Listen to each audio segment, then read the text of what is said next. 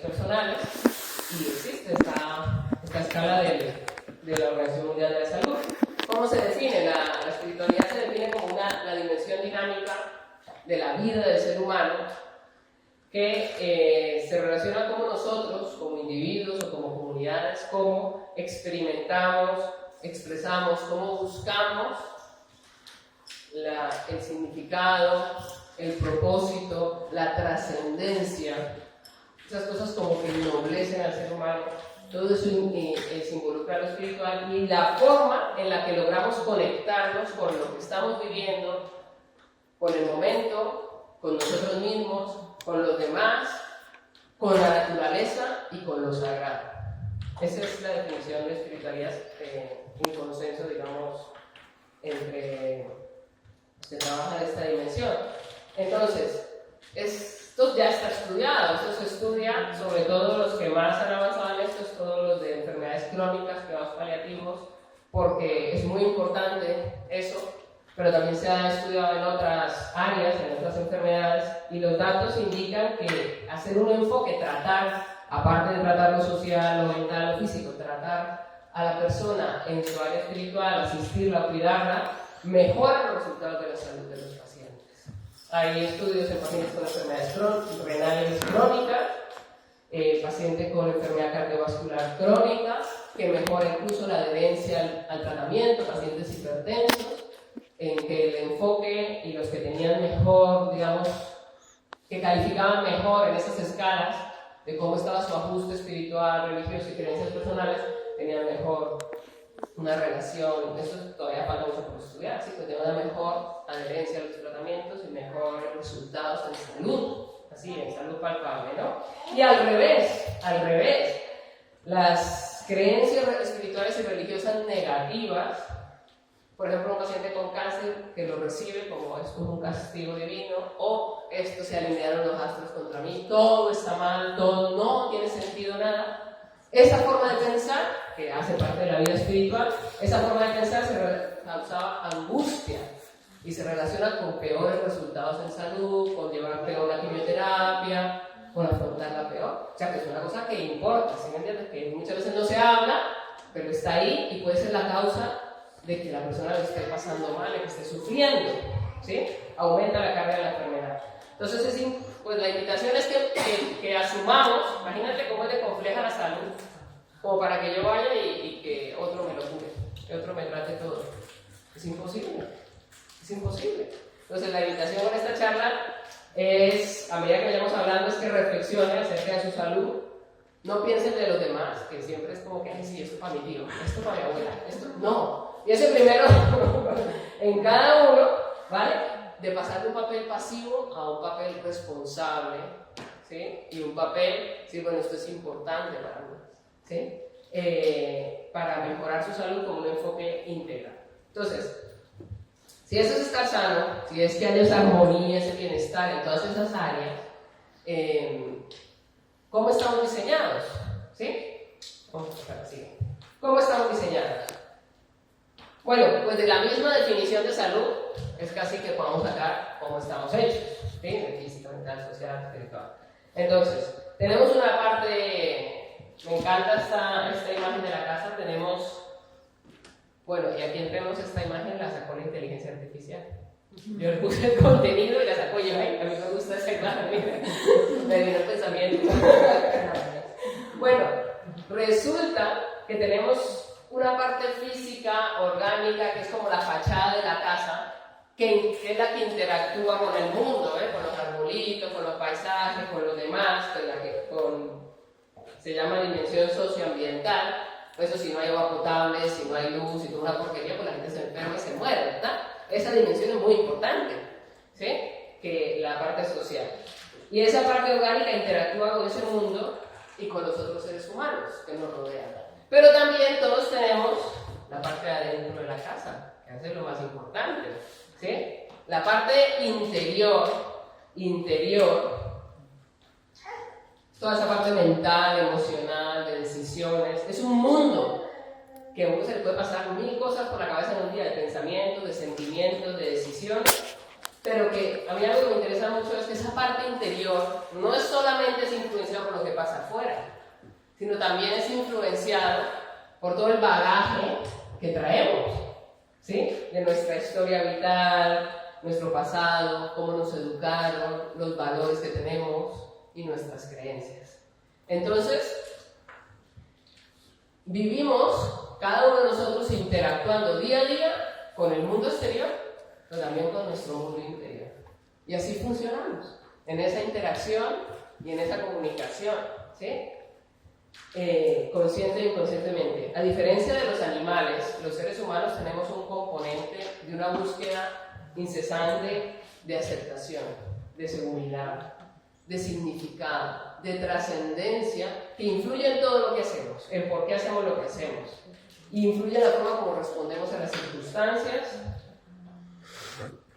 y a las situaciones que se nos presentan queriendo vivir una vida plena.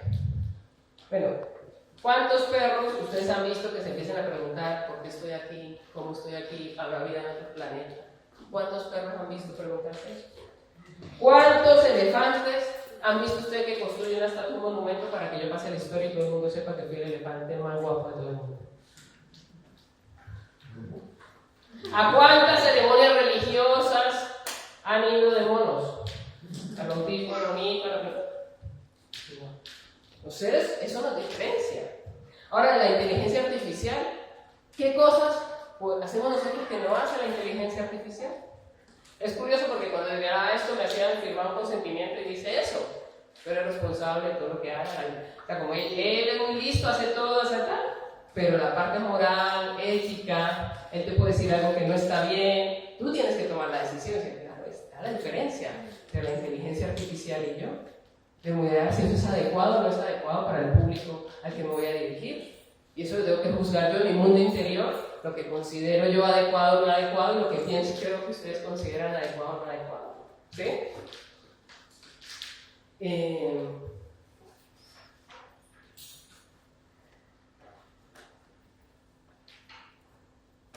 Entonces, todas estas áreas, el mundo interior, con su pasado, con su historia, la forma como reacciona, su fachada, cómo reacciona, tiene necesidades, ¿sí?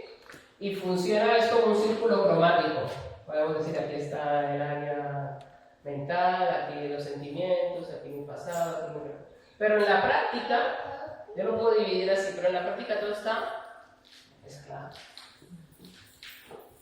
No puedo saber yo hasta cuánto ese dolor es del alma y cuánto es de verdad. O sea, sí, obviamente que yo lo puedo medir algunas cosas, y otras que no. O sea, está todo, no lo puedo separar, no te puedo compartimentalizar como en un coche que saca el motor, tal, no.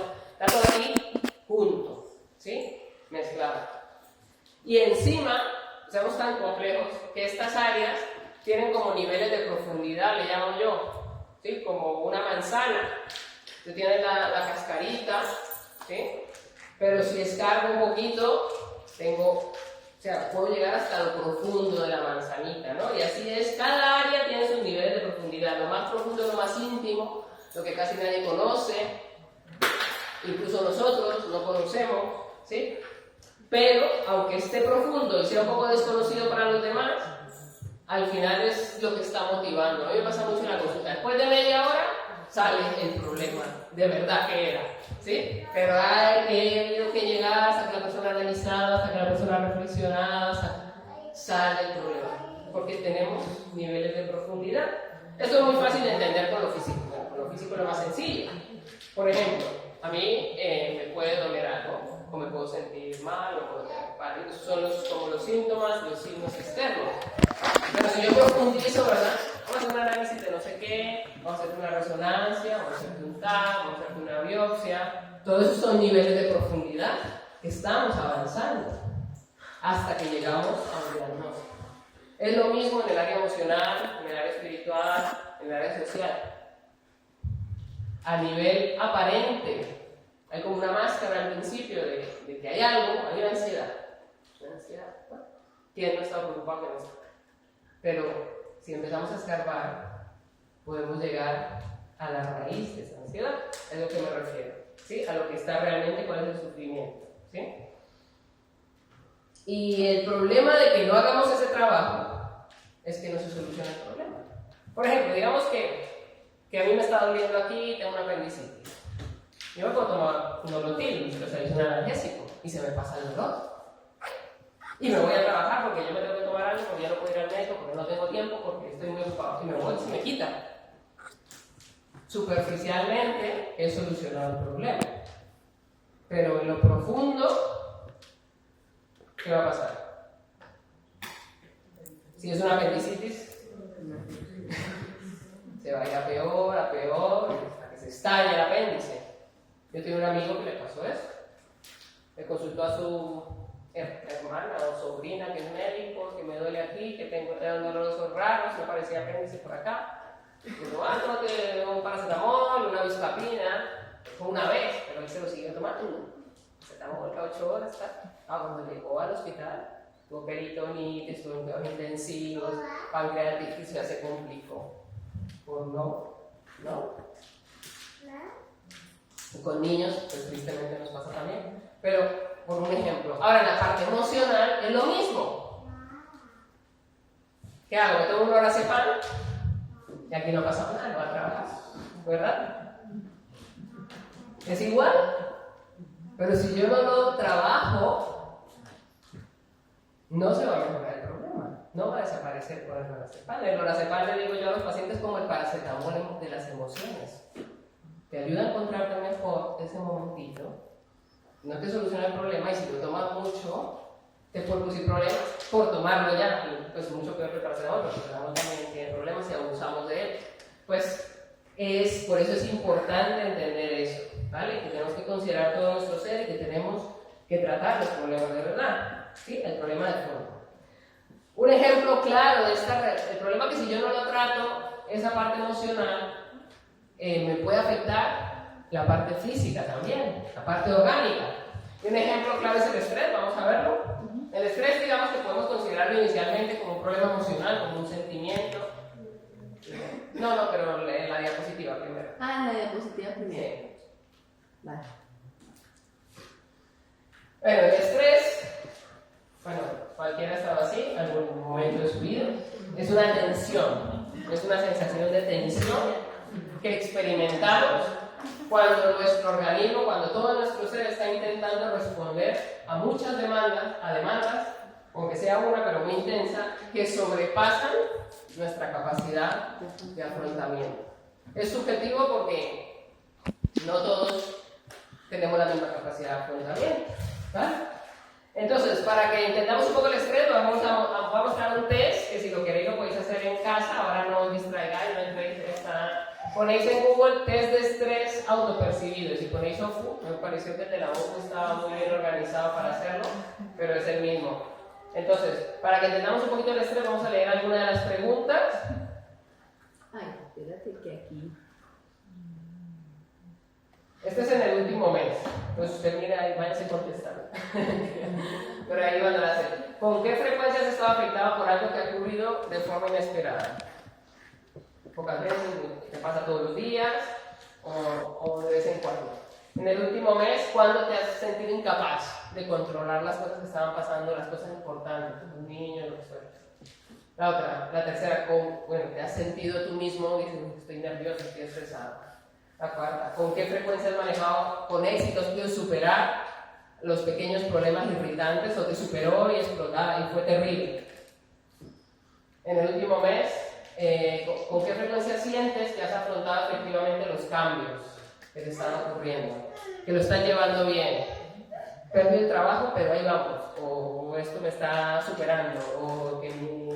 O incluso cosas buenas, el matrimonio, el casarse. Todas esas son sus situaciones estresantes, no solo las malas. ¿Con qué frecuencia te has sentido seguro con la capacidad de manejar tus problemas? Entonces casi nunca, de vez en cuando, a menudo, si es muy a menudo, pues más estrés, ¿no? ¿Has sentido que las cosas te van bien? Nunca. Todo me va mal, pues es un indicador de que estás estresado. ¿Con qué frecuencia en el último mes has sentido que no podías afrontar, que era imposible, que ya me superó? Pues estás estresado, evidente. ¿Con qué frecuencia has podido controlar las dificultades en tu vida? ¿Las has podido tener como en orden? Siempre, casi nunca. Hay niveles, ¿no? ¿Con qué frecuencia has sentido que tenías todo bajo control? ¿Entiendes? ¿Con qué frecuencia has estado enfadado porque las cosas se te salieron de las manos? Fuera de tu control. Entonces es un índice. Eso lo estoy leyendo para que entendáis un poco qué es el estrés. Yo creo que es algo que podemos entender, ¿no? ¿Con qué frecuencia has pensado sobre las cosas que te quedan por hacer? Te va a faltar esto y esto. Eso es un indicador de estrés. ¿Con qué frecuencia has podido controlar la forma de pasar el tiempo? Me pasó todo y no supe qué hice. Hoy en el día. Un indicador de estrés. ¿Con qué frecuencia has sentido que las dificultades se acumulan tanto que no puedes superarlas? Pues eso nos encontramos actualmente. Recuerda que el ser humano tiene diferentes dimensiones. Pues la dimensión social es como que estábamos sobrepasados todos. Algo está pasando en el ambiente, que estamos en un ambiente que nos exige mucho, que hay muchas demandas, ¿verdad? A nivel de nuestro trabajo, a nivel de nuestra familia, que hay que visitar a mi papá, al abuelo, no sé qué, a nivel de las amistades, que me exigen también, que me piden, a nivel presiones sociales, que no he subido nada al Facebook, que no he subido nada al Instagram, que no sé qué, o que los otros parece que están mejor que yo, a nivel de amistades, a nivel de dificultades económicas, que ya es imposible comprar aceite de oliva, que ya no me alcanza el dinero. Todo eso son presiones del área social que nos llegan a nosotros, ¿sí? Y entonces nos exigen mucho. Y dice que la definición de estrés es que cómo intentamos responder a esas demandas y cuando sobrepasa nuestra capacidad de afrontamiento, eso es experimentado el estrés. Pues esa parte, capacidad de afrontamiento, es subjetivo. Cada uno tenemos nuestro mundo interior diferente, nuestro pasado diferente, nuestra forma de ver la vida diferente, y cada uno tiene un umbral de estrés diferente. Las mismas personas, ante las mismas circunstancias, uno dice esto es horrible, no se puede vivir con esto es insoportable, y otro lo lleva más o menos bien, ¿verdad? Diferente capacidad de afrontar el estrés. No, porque todos tenemos diferentes. Entonces, ¿cuál es el problema? Nuestro cuerpo empieza a notarlo. Se llama un estado de alarma. No me voy a extender eso porque se habla mucho de eso. Intenta un periodo de adaptación, de adaptarse a las circunstancias y de resistir, como puede. Aquí, como puede, sobrevivir, de resistir. ¿Cuál es el problema? Si el estrés se mantiene en el tiempo, durante mucho tiempo, estás todo el tiempo en alarma, intentando adaptarte a las circunstancias y resistiendo lo que está pasando, se agota. Cuando se agota, impacta las otras áreas de la salud, es lo que os quería decir. Es algo que empieza siendo emocional, termina volviéndose físico, y esta es una pequeña lista de patologías enfermedades que están asociadas y síntomas con el estrés crónico, con el agotamiento. ¿Sí?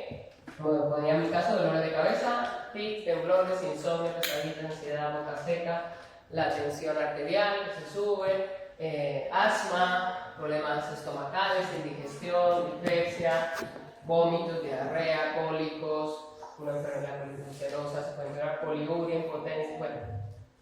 Dermatitis, hay hasta una que se llama así, dermatitis por estrés, pero la dermatitis normal, la dermatitis atópica, las psoriasis, se empeoran con el estrés, ¿sí? Erupciones, fatiga, enfermedades cardiovasculares, arritmias. Impresionante.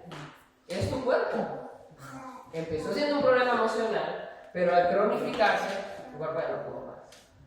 ¿Sí? Y entraste en el agotamiento.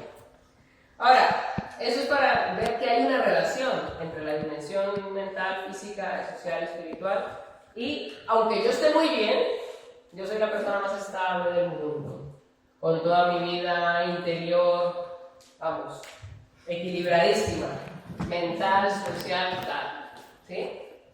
Pero, si mi cuerpo empieza a tener un problema, como por ejemplo la tiroides, por algo, empieza a fallar, o un problema hormonal, voy a empezar a sentir aburrido, voy a empezar a sentir desanimado, voy a empezar a sentir triste. Son síntomas emocionales producidos por una enfermedad física, sin que haya nada más, solo la enfermedad física. Entonces, al revés también es mi cuerpo, o sea, mis emociones me pueden hacer enfermar el cuerpo, pero mi cuerpo puede hacerme enfermar mis emociones. Ahora, imagínense que a usted es una persona mejor dicho, la más segura del mundo, la que está súper bien, de repente tiene un accidente. Tiene un accidente y queda parapléjico. No va a afectar eso sus otras áreas, su área social, no va a afectar sus relaciones con su pareja, afectar su trabajo, su nivel económico, o sea, va a afectar la otra área. ¿Ves cómo está todo relacionado? ¿Sí? Va a ser un desafío. Por ejemplo, si me diagnostican hoy de cáncer, yo estaba fenomenal, yo era la persona más creyente del mundo, y de repente, ¿qué pasó? No, que yo hacía todo bien, empiezo a pelearme con Dios, empiezo a pelearme con lo que sea, empiezo a perder el sentido de la vida, y yo todo lo que he hecho, y mire para qué he vivido, mi área espiritual se empieza a afectar, y de repente yo me sentía tan seguro de todo, me empiezo a sentir inseguro. ¿Por qué? Porque me han diagnosticado cáncer.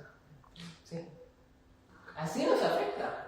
El alma, el espíritu nos afecta al cuerpo, pero el cuerpo también nos puede afectar y enfermar en las otras áreas. Está todo relacionado. ¿Sí? Y por eso es que es importante darle un enfoque. Si yo soy ese paciente de cáncer que les acabo de contar, yo voy al médico, nadie me va a preguntar por eso, ¿verdad? ¿Quién me va a preguntar eso? ¿Verdad? Te van a venir a contar ahí todo, que la quimio, que tal. Y a ti, sí, estás llevando mal los síntomas orgánicos, pero lo que te está haciendo sufrir de verdad es toda la otra parte. Toda la pérdida de todo lo que yo consideraba mi vida. Y si yo no manejo eso, pues no estoy sano, aunque me curen el cáncer, pero todo lo demás ha quedado tocado, ¿verdad? Entonces es súper importante darle un enfoque. Entonces, esto que ya la OMS, pues hace muchos años, lo dijo, ¿sí? Que es un estado de bienestar integral, porque nos cuesta un montón en los servicios médicos. Decía yo a mi marido que ya tengo suficiente con todo lo otro para que encima, ahora además a preguntarle sobre el sentido de la vida. No, pero es que es necesario, pero no estamos, digamos, nos sobrepasa, ¿no? Las necesidades de los seres humanos nos sobrepasan los sistemas de salud y estamos quedando muy cortos, pues por eso hay tanta necesidad de que aumenten los recursos en estas áreas, ¿no? En estas otras dimensiones de la salud. Pero es curioso que este enfoque no es nuevo. Yo os traigo un ejemplo, ¿sí? De hace 2000 años. Un ejemplo de un enfoque integral. Este es un cuadro muy bonito que vi. No sé si ustedes conocen esa historia, yo se las voy a contar porque me parece un enfoque introductorio muy bonito. Están los evangelios. Es una historia de Jesús de Nazaret. Ustedes conocen quién es Jesús. Pero bueno, el hecho es que él era como muy famoso curando enfermos, era como súper médico, ¿sí? Y entonces, un día, bueno, antes de pasar, pero es un ejemplo muy bueno de cómo se juntaron todas las áreas de la salud para traer la recuperación de la salud a alguien. Jesús es en griego, pero realmente el nombre era en hebreo, era Yahvé salva o Yahvé sana, Yahvé es el nombre de Dios, o sea que básicamente el nombre es Dios sana, o sea que tiene mucho que ver con el tema, ¿sí? Era el médico. Y entonces resulta que él estaba enseñando, cuenta la historia, que estaba enseñando y había mucha gente, estaba en una casa y vinieron 4 trayendo un paralítico. Vino el paralítico con sus amigos que lo traían y no podían entrar. Y entonces ellos inventaron, parece que hay unas escaleras, según el que inventó el cuadro dice que era así, bueno, que hay unas escaleras, lo subieron por el techo, abrieron un hueco en el techo y lo bajaron. ¿Quién no quiere tener esos amigos? Yo no quiero tener esos amigos, lo primero. Eso es una dimensión social poderosa, ¿sí? Cogieron los amigos, lo subieron y lo echaron, ¿vale? Y luego, pues, obviamente todo el mundo se imaginaba que qué quería el paralítico. ¿Qué creen que quería el paralítico? Pues resulta que lo que le dice el médico es, hijo mío, tus pecados te son perdonados. Y claro, todo el mundo se queda, pero sobre todo los que lo criticaban, dice, pero ¿quién es este, no? Para tal. Y luego le dice que anda, levántate y, bueno, no sé cómo es que dice, levántate y anda. Y se cura. Miren, ahí se encuentran todas las dimensiones de la salud ahí. Resulta que eso, la dimensión social, ya hablas sople, los amigos que van y lo traen, si no hubiera sido por los amigos, el Señor nunca hubiera llevado al médico. O sea, Qué bueno es tener amigos que nos lleven, nos obliguen y aquí nos vamos y hacemos lo que sea. Y si hace falta encadenarse a las puertas del hospital para que lo atiendan, allí lo hacemos todo, ¿no? Esa es la dimensión social, que es tan importante, que si la perdemos, igual perdemos el sistema sanitario, no lo sé. Pero bueno, allí los amigos fueron y pelearon y consiguieron que se pusiera ahí enfrente el enfermo. Luego está la otra dimensión un poco rara, que tiene que ver esto con la salud. Ahora ustedes ya saben que sí tiene algo que ver, ¿no? No sabemos por qué te dijo eso. ¿Sí? A ver, la palabra pecado, tal vez ahora, tiene un significado para cada uno de nosotros algo diferente.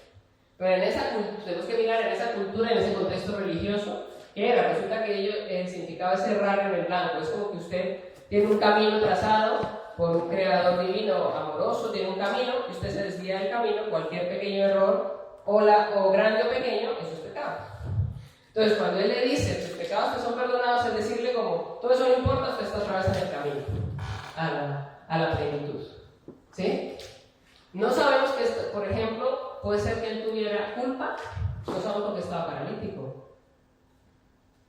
Podría ser, pero al decir pecado, a mí se me ocurre que puede ser culpa. El decirle perdonado, ¿cierto?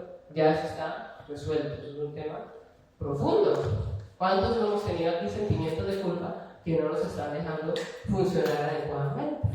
Que me enfermé, me dio ese infarto, culpa. ¿Sí? O por mi culpa, mi hermano, mi tal, le pasó eso. Y de repente te dicen que ya no, que estás perdonado, que ya no debes nada. ¿Sí?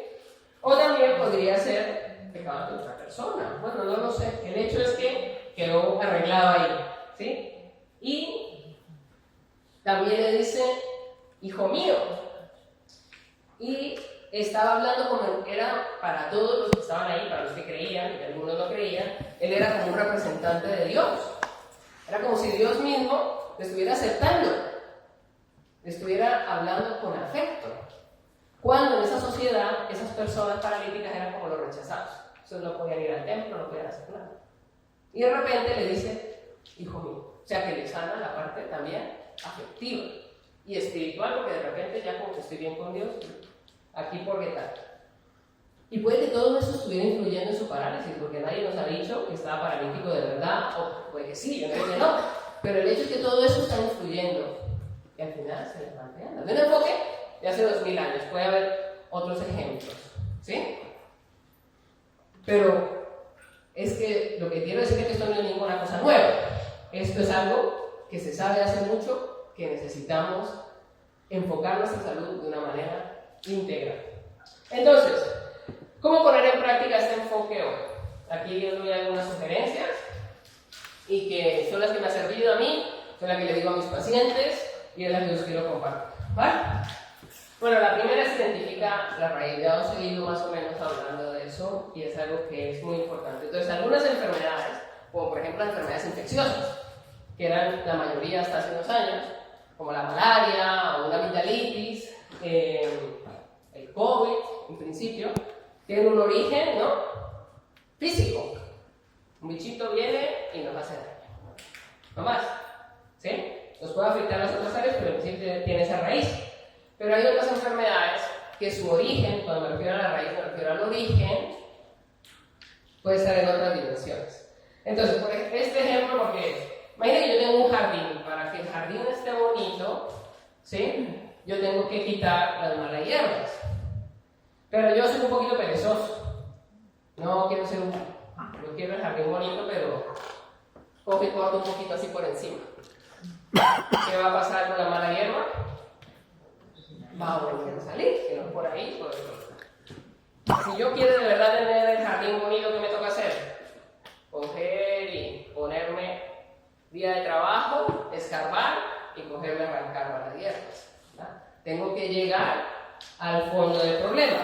Entonces, imagina, muchas de las soluciones que buscamos y las que nos ofrece el sistema sanitario es como podar, quitar por encimita. ¿Sí? ¿Cuál es lo que pasa? Vuelven y salen los problemas, vuelven y consultan, ¿no? Entonces, por ejemplo, voy a poner aquí un ejemplo. Una señora va al médico porque le duele la tripa, tiene ductos, tiene digesta, pues el médico la examina, le mira, le manda una endoscopia, resulta que tiene gastritis y le manda un omeprazol. Hasta ahí llegó, en la mayoría de partes, hasta ahí llegó el tratamiento, ¿verdad? La consulta y ya está. Ahora resulta que si es un buen médico, encima le va a decir, bueno, si tenía helicobacter ya se lo trataron, pero imaginemos que ya está, y le dice que no fume, que reduzca el alcohol, que no coma picante. Eso ya es un médico un poquito más plus, ¿no? No lo hacemos muchas veces. Más tal, lo manda a la enfermera ya te dice, oye, ¿qué tal? Que por comer así, que fracciona los alimentos. Es un médico que te enseñó un poquito más, ¿no? De estilo de vida. Muy bien, todo eso está bien, eso no está mal. Pero podemos ir un poquito más al fondo, podemos ir un poquito más al fondo y entender un poquito y preguntar, averiguar, ¿no? Para eso existe la historia clínica, si puede relacionar desde cuándo se viene sintiendo mal con alguna circunstancia de su vida.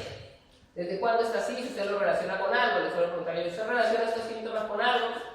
Y entonces ella puede contar que todo empezó con una situación estresante. Su marido la dejó y se fue con otra persona. ¿Sí?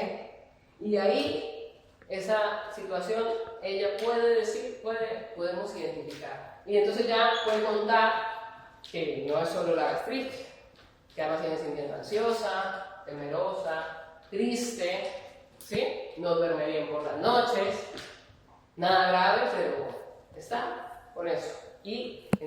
Pero lo que la llevó al médico fue la gastritis. ¿Qué haríamos ahí?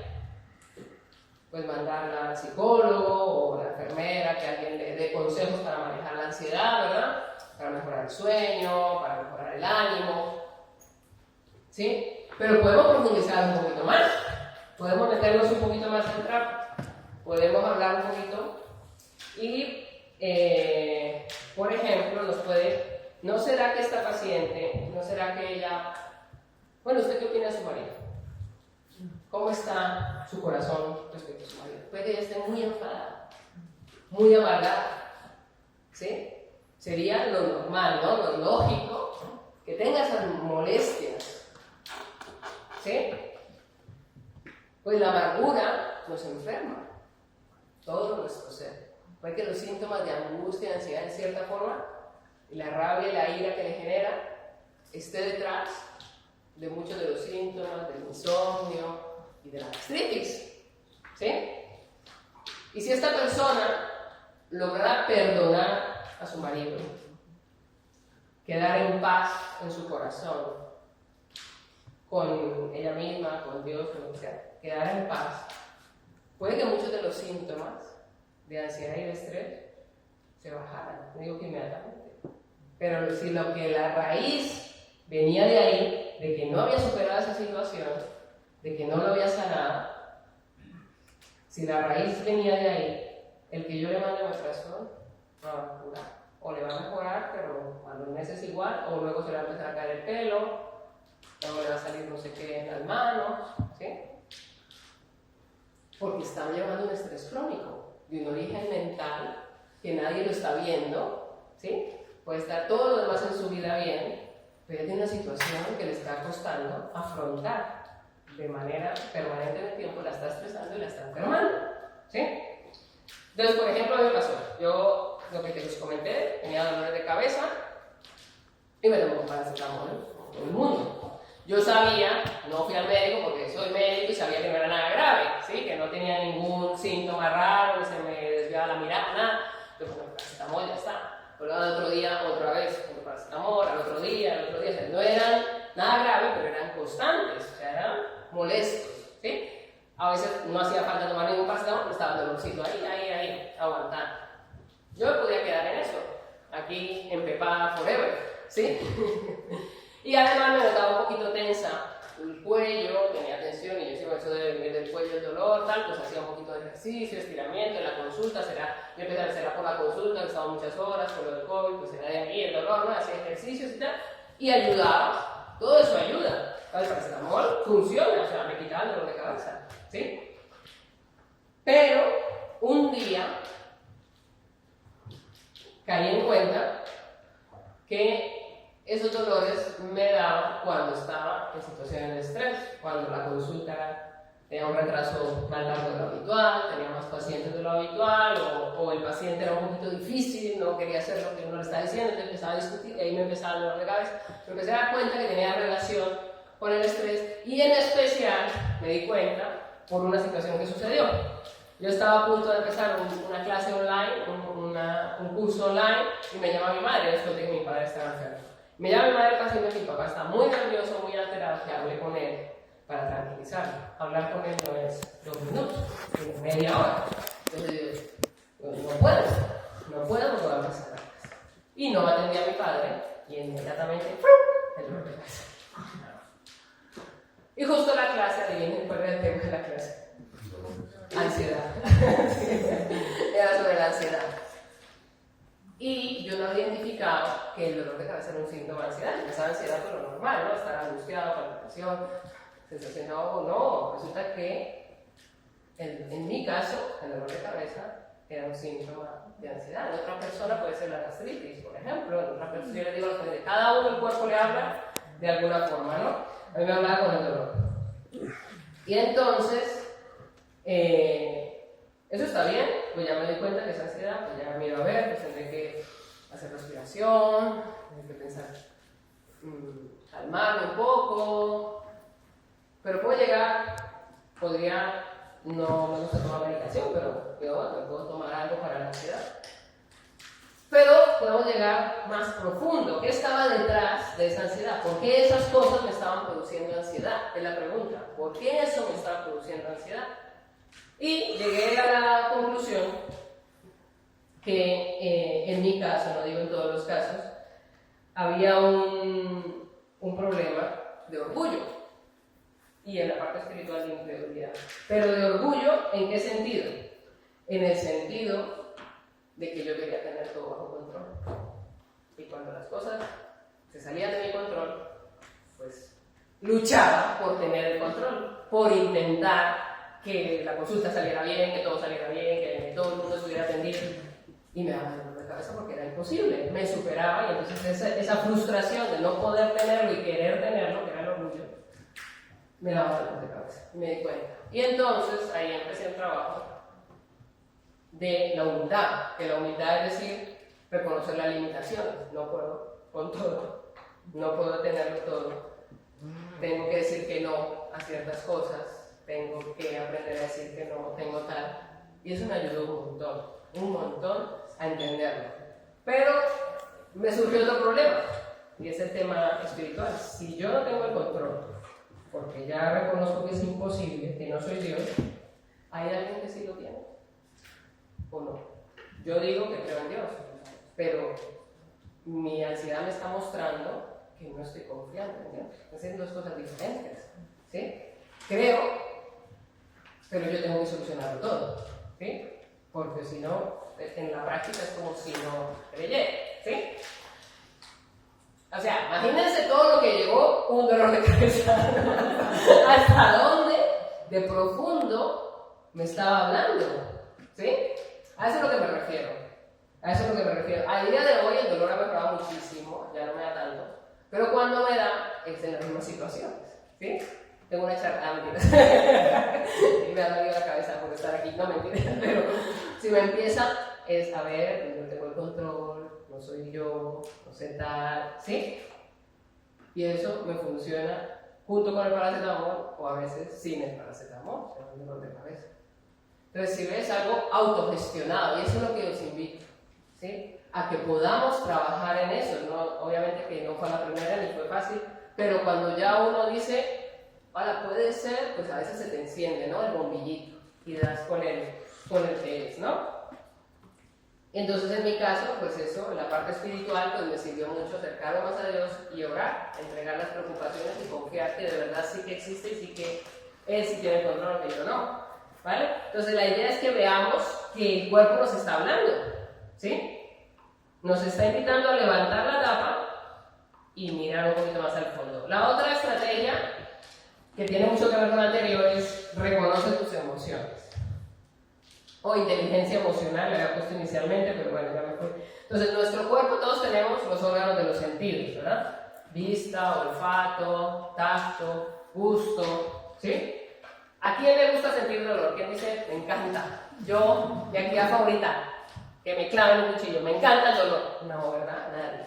Pero, ¿qué pasa si yo me acerco a una vela y la dejo ahí en la mano y no me duele? ¿Qué va a pasar?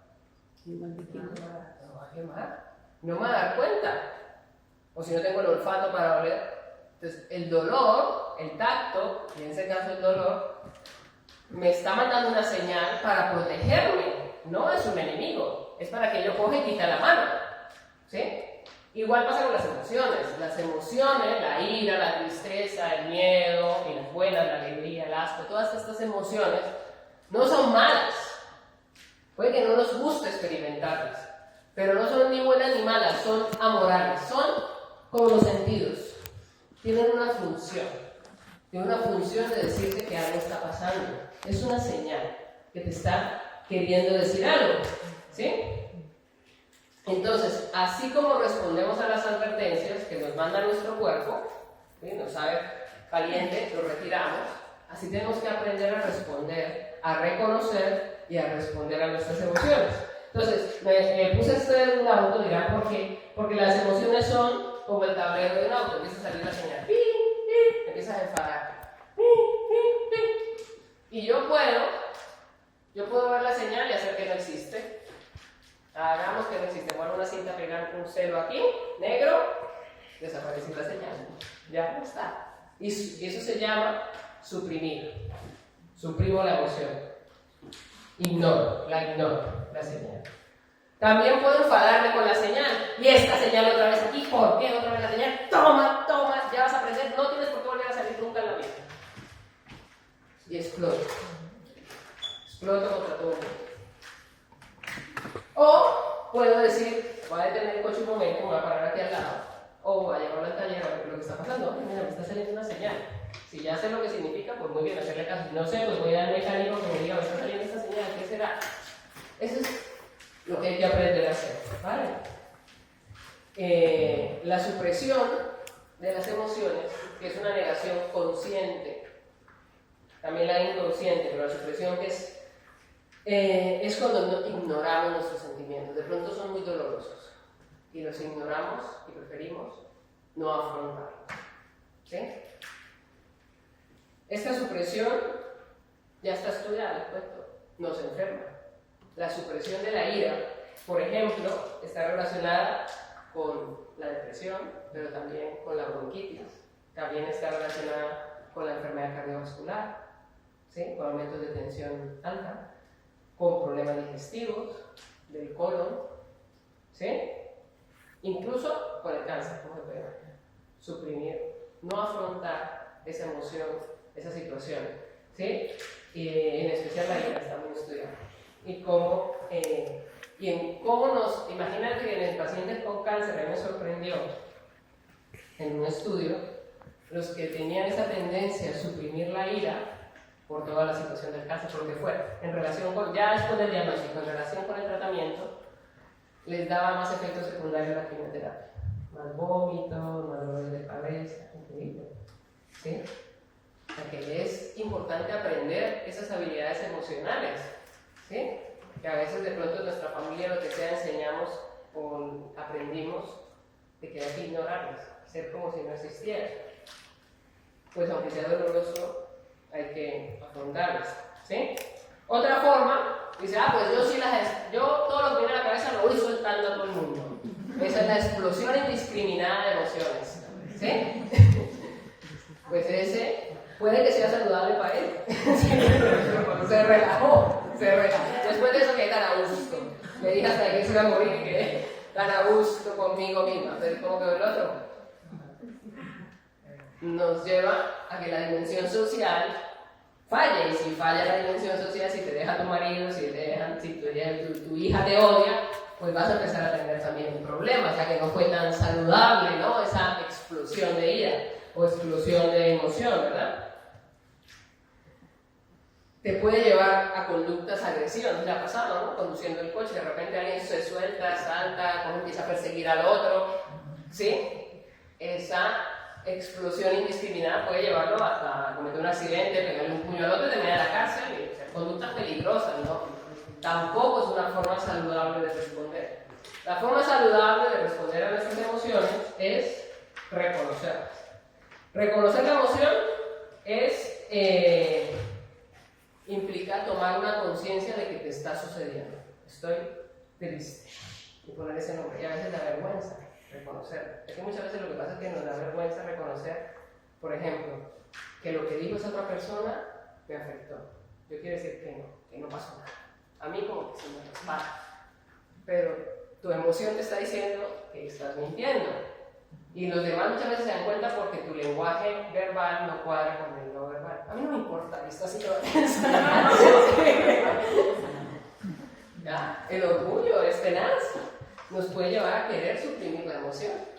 Cuando lo que hay que reconocer es reconocerla. Me está mandando un mensaje. ¿Por qué me está enfadando esta situación? Y pensar un poquito, ¿qué será de verdad? ¿De verdad fue tan grave lo que me dijo? O tal vez es que me tocó ese punto que tiene que ver con que siempre me pasa lo mismo. No sabemos, igual te está mostrando que hay algo que trabajar ahí. ¿Sí? Reconocer es identificar, tomar conciencia de lo que nos está sucediendo y darle un significado a lo que se siente. ¿Para qué? Para, en base a ese conocimiento, intentar buscar una respuesta que nos dé bienestar. Voy a hablar con esa persona, de pronto no voy a explotar, voy a hacerlo de una forma más amable, pero tengo que confrontar esa situación, ¿sí?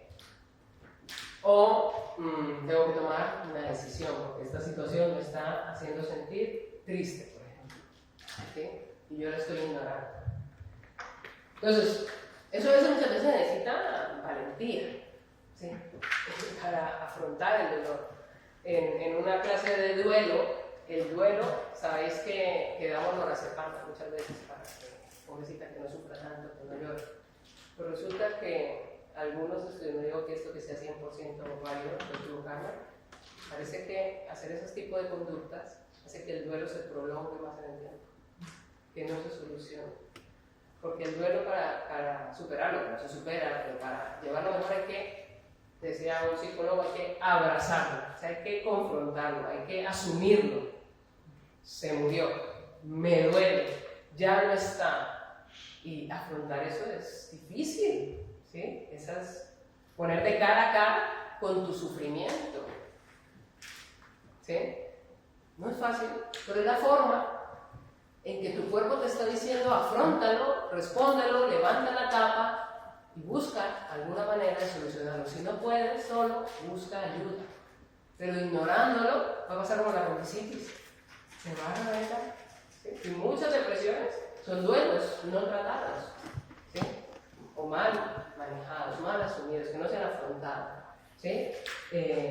Más de una vez con algún paciente empiezo a hablar y me empieza a sacar unas cosas de porque lo atendieron así, porque lo dejaron morir, porque yo no le dije esto, porque tal. Y estamos hablando de duelos de 2 años, 3 años, pero que no se han hablado o no encuentran con quién hablarlo, no lo han solucionado. Sigue ahí el resentimiento, sigue ahí la situación, sigue ahí la culpa, siguen ahí esas emociones y son las que están produciendo la depresión. Pero nosotros nos hemos fijado en lo superficial, no, es que perdió el trabajo, es que ya está mayor, es que no sé qué. No, resulta que pues, todo eso es cierto, pero que de fondo hay una cosita ahí más atrás, ¿no? Más profunda. Y hay que ser honestos y sinceros con nosotros mismos, ¿sí? Y esto, para ayudarnos a eso, puede venir bien conversar, no más. Con otras personas, si somos creyentes con Dios, de estos temas que estoy contando, o con nosotros mismos también. A mí, por ejemplo, me funciona muy bien escribir, a otros les funciona la música y se suelta, ¿no? A llorar cuando escucha la canción, le ayuda a confrontar, a mirar, a saber qué es lo que está pasando, ¿sí? Pero una forma como de ser conscientes de lo que nos está sucediendo. Y la otra estrategia para poder hacer ese enfoque integral, ¿sí? Es la parte espiritual. La parte espiritual, como ya os he contado, es muy importante porque es lo que tú consideras importante, significativo para ti, lo trascendente, el por qué haces las cosas, el propósito de tu vida. ¿Sí?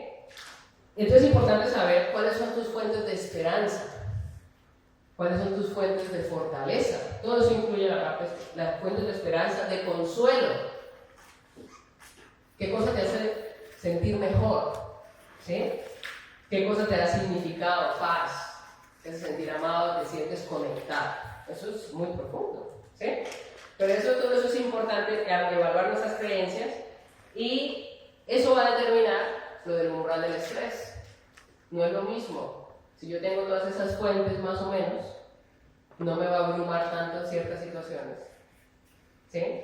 Que si no lo tengo claro, si no tengo bien claras esas fuentes. Y además de tener claras esas fuentes, es importante, hay unos valores que todos los seres humanos se llaman valores universales, como la justicia, la honestidad, el respeto, la solidaridad, la bondad. Todo eso está dentro del área espiritual, porque eso son cosas, espiritual se refiere a todas esas ideas que van como más allá, que yo no las pongo en una radiografía, a esta persona que tan honesta es, que tan justa. No hay una radiografía para eso, pero sí influye, aunque no está en el mundo físico, sí influye en decisiones del día a día, cómo gastas el dinero, qué trabajo aceptas y qué no, ¿sí me entiendes? Aunque es algo que es muy material, influye en decisiones muy prácticas que tú tomas acerca de la salud. ¿Escoges de tratamiento o escoges de otro? A ti te dicen, con este vas a tener tal secuela y con esta otra. ¿Cómo tomas la decisión? En base a todos esos valores, ideas que no se pueden medir. ¿Sí? Se toma una decisión o se toma otra. ¿Sí? Y esos valores van en relación con unas cosas que se llaman virtudes. Y las virtudes pueden ser, en parte nos explican, en mi opinión, los problemas de salud mental que estamos teniendo, por las virtudes que se están, o sea, los valores y virtudes que se están promocionando en la televisión, en las redes sociales, de las fuentes de significado, de importancia, las presiones sociales que estamos experimentando, nos están enfermando, en parte. ¿Sí? Yo solo voy a hablar de dos, hay muchas virtudes muy bonitas, yo voy a hablar ya os hablé una, de la humildad, pero quiero profundizar en esa porque creo que es una que es muy útil para los problemas de ansiedad. ¿Por qué? Porque, a ver, casi todos, por no decir todos, pero casi todos mis pacientes que han tenido ansiedad, o que tienen ansiedad, tienen un exceso de responsabilidades. Casi todos. Tienen un exceso de responsabilidades, presiones o gastos. Tienen unas expectativas altas de lo que tienen que hacer. ¿Sí? Son exigentes. ¿Sí? Pero ¿qué pasa? Se sienten sobrepasados. Son personas muy buenas, mayoría, pero sobrepasados por las circunstancias. ¿Sí? Y muchas veces lo que hay detrás es que hay un exceso de una cosa que se llama, que no es muy popular, que es el exceso de ambiciones, de expectativas muy elevadas, y el entorno que vivimos nos motiva a eso. ¿Sí? Los héroes de las películas, ¿no? Hacen un montón de cosas. ¿Han visto los personajes?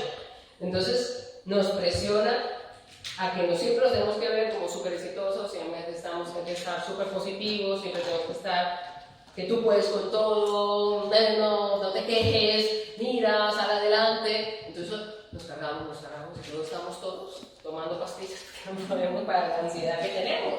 ¿Sí? Pues la realidad es que los seres humanos no somos ni Superman, ni Superwoman, ni como sea el héroe de ahora del momento. La realidad es que no. La realidad es que somos frágiles, la realidad es que nos enfermamos, ¿sí? Fácilmente. Miren nomás el COVID, un bichito que no se puede mirar en un microscopio normal, nos puso a todos a temblar. Así somos de frágiles. A mí me pareció increíble, creo que fue el año pasado, no sé si se supieron, en la final de la Champions, jugaba el Real Madrid contra no sé quién, y el portero que llevaba todo el tiempo jugando, no me sé el nombre, ya todo el tiempo jugando, al último partido no pudo jugar. ¿Y saben por qué? Porque tuvo una gripe. Imagínense, se perdió la final de la Champions por una gripe. ¿Somos frágiles o no somos frágiles? Esa persona entrena todos los días, no sé cuánto entrenará, pero vamos, es su trabajo, o sea. Y una vez tuve una paciente, hace poco, en la selectividad, que lleva estudiando, imagínate un muchacho para la selectividad, tantos años, dándole la lata en el colegio, preparando, etc. Ya había perdido la primera selectividad, de hacer el segundo intento, 2 días antes, fiebre.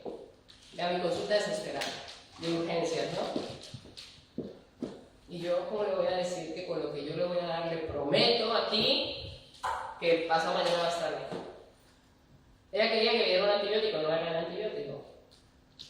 Y yo tengo que te lo dé. Yo no te lo puedo hacer. O sea, vamos a hacer todo lo posible. Y le dije que tomara, cómo tomárselo, vamos a hacer todo lo posible para que pasado mañana estés bien en la selectividad. Pero aparte de la gripe, de la gripe o lo que fuera que estuviera tuviendo, una ansiedad impresionante porque es como que su vida depende de eso, ¿no? Y realmente no es así. ¿Cuántos podemos tener, o sea, basar tu sentido de éxito, seguridad y tal en algo tan frágil? Es que somos muy frágiles.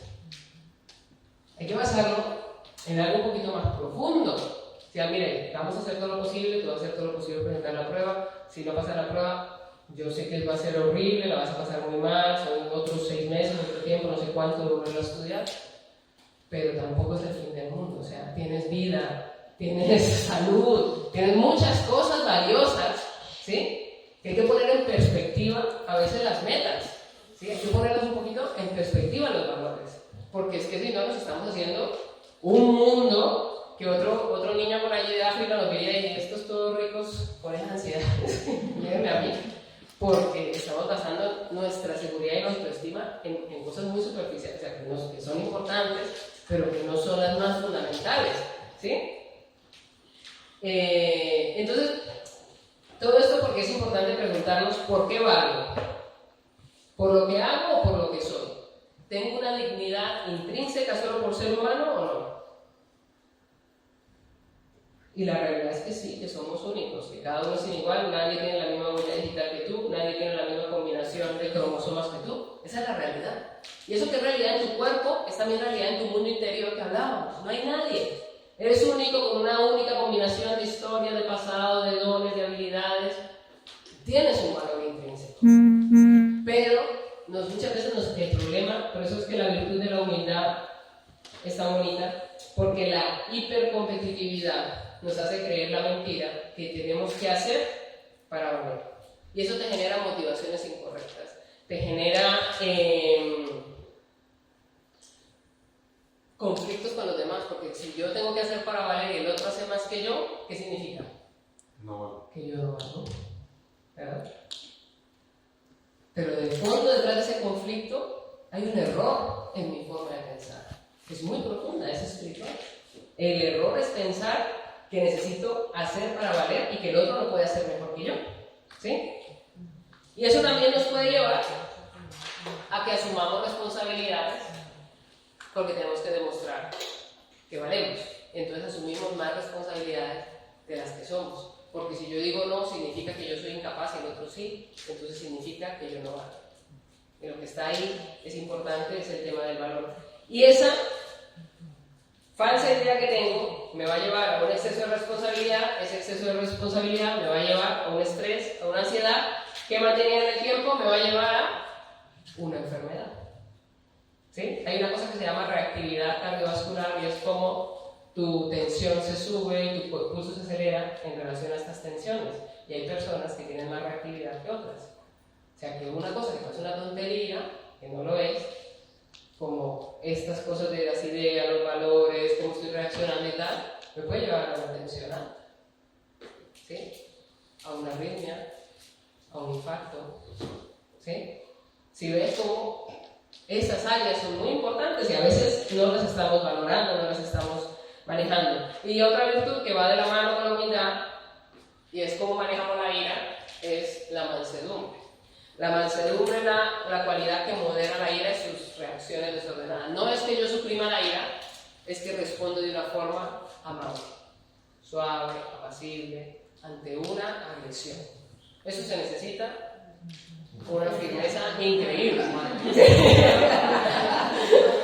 Eso es una cualidad que podemos trabajarla, es una virtud que la podemos trabajar. No es fácil, pero se puede trabajar porque es un autocontrol que viene todo un trabajo previo de todas estas cosas de que yo no valgo más o menos, porque el otro me diga, no me diga.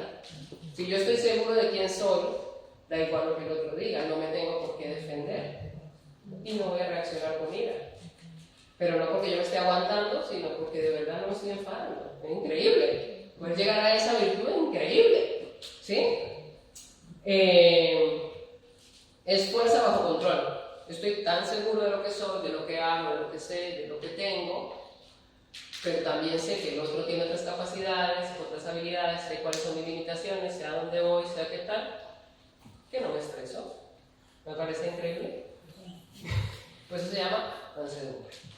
¿Sí? Pero no se ve mucho por ahí. Yo no lo veo en las series de televisión que están hablando, ni en las otras partes, ni en las escuelas. Y la ausencia de esas cualidades nos están enfermando, de esas virtudes nos están enfermando. Hay otros valores, el perdón.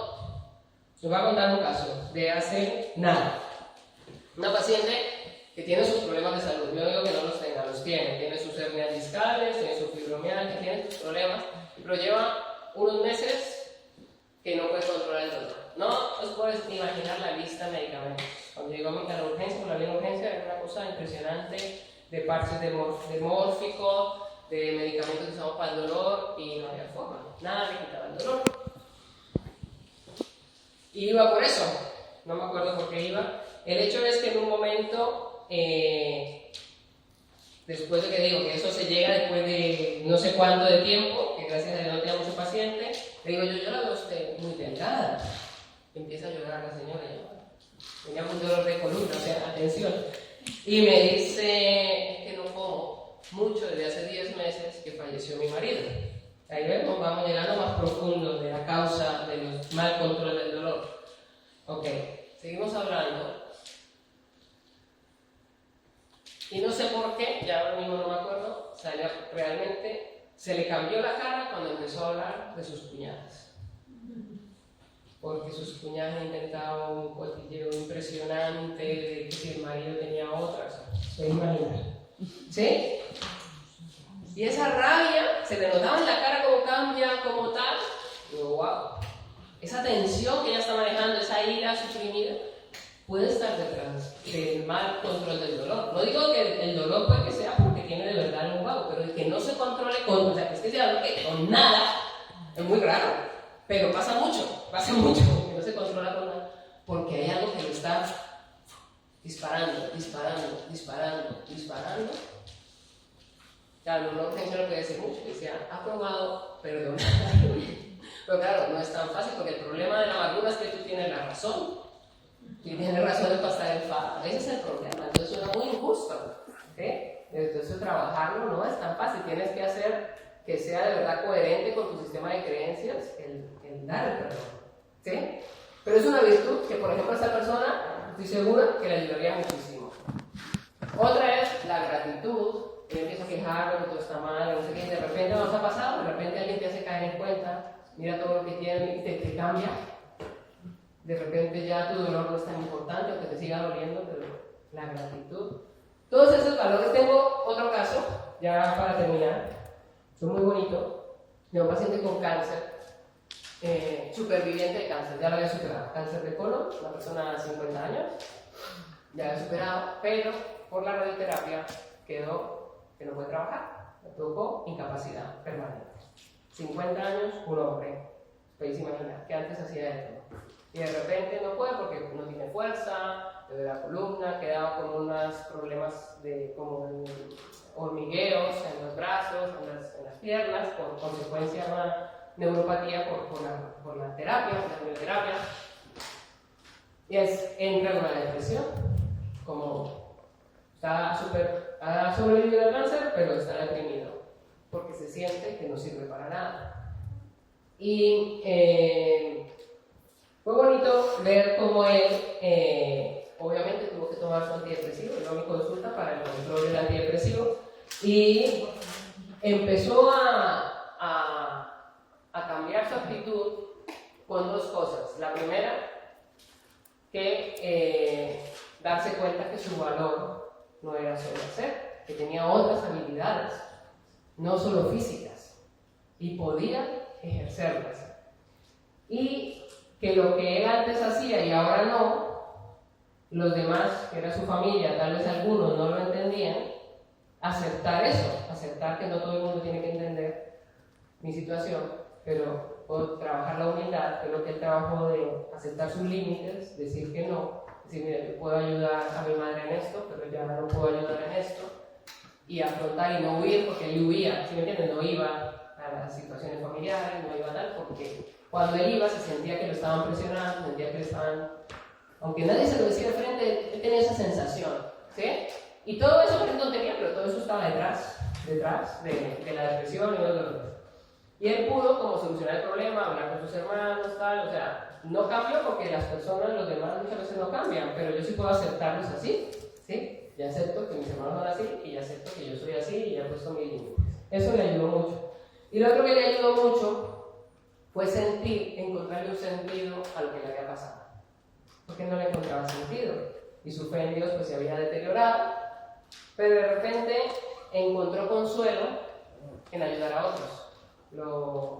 Él tiene una personalidad maravillosa, una persona súper linda, y le dijeron, oye, ¿por qué no ayudas en los grupos de apoyo para pacientes que están con la colostomía? Él ya no la tiene, pero tú la tuviste, puedes ayudar. Y empezó a trabajar con las otras personas, a ir de voluntario, ¿sí? Y se encontró un sentido impresionante, en gratitud porque él había sobrevivido y estaba viendo a los otros como la estaban pasando de mal, en poder dar consuelo a otras personas, ¿sí?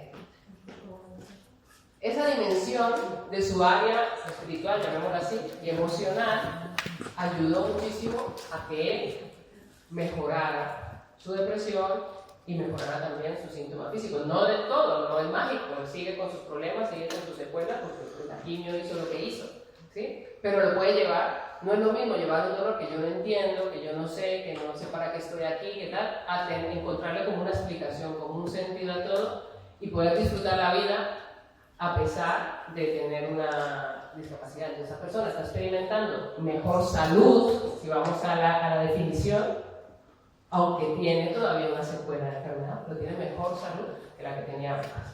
Bueno, pues esa era lo que os quería compartir, y bueno, espero que les haya servido de algo, que os deje cosas pues, para pensar, para dar un enfoque más amplio, para agradecer porque tenéis emociones, agradecer porque tenéis valores, porque somos especiales.